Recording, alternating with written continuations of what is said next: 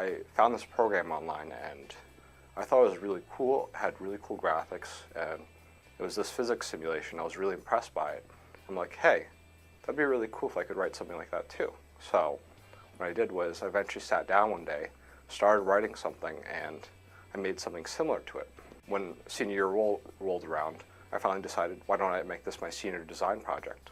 So that's how that came to be. The whole reason why I wanted to work on this was I found this program and the source code, meaning the actual instructions on how to actually run this program on your computer, was freely available. And when I actually looked at it, I was, for one thing, I was a little surprised because this was a physical simulation, something that would simulate the actual physics that happens in the real world. And one of the things I was most surprised by was, there were a lot of inaccuracies in the actual program, and I thought, hey, there's this program out here, why don't I try to improve it? Why don't I try to create something that accurately simulates the physics and does so in a way efficiently? Because one of the other big problems with the program was it was kind of efficient and kind of fast, but when you wanted to simulate large systems, because you're simulating the n-body problem, which says that, if you have a system of n mutually gravitating bodies, you want to figure out what are the motions of the bodies in space. If you have like a sun over here and a planet over here, you want to see, is the planet going to orbit around the sun, or is maybe the planet going to go directly into the sun? Because, for example, you may want to study solar systems. And this flaw with the physics behind this program was one of the main reasons why I actually wanted to work on this problem. I actually do plan on pursuing work on this further. It's actually an open source project available at igs.codeplex.com.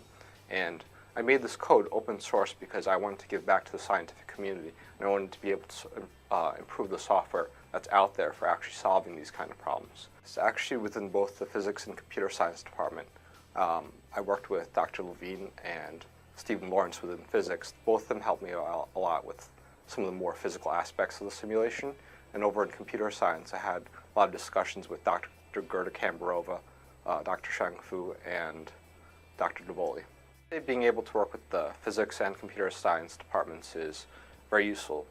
So many physics professors available to me who all know the physics very well. All of them are able to describe all of the details of the simulation I'm doing. And within the computer science department, I have many professors, like Dr. Duboli, Dr. Shang Fu, Dr. Gerda Kambarova. All of them know the computer science, and they're able to explain to me what kind of algorithms and what kind of data structures I can use to actually make my program run efficiently. The professors here at Hofstra, they actually care about you as a student.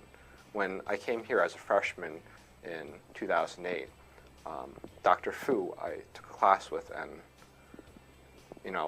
probably maybe after 2-3 weeks he noticed me and he noticed the skills I possessed, and he's been essentially acting as a mentor to me for the 4 years I've been here.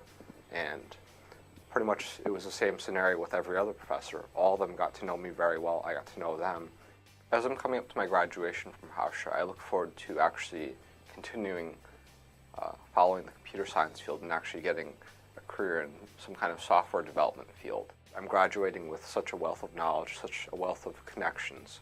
I know so many great people, and a lot of them have really opened up opportunities for me, through the internships I've done here and through the work that I've done with them. And I'm very happy to say that I'm actually going to be graduating with not only 1, but 3 job offers, and I could start working the minute I get out of college.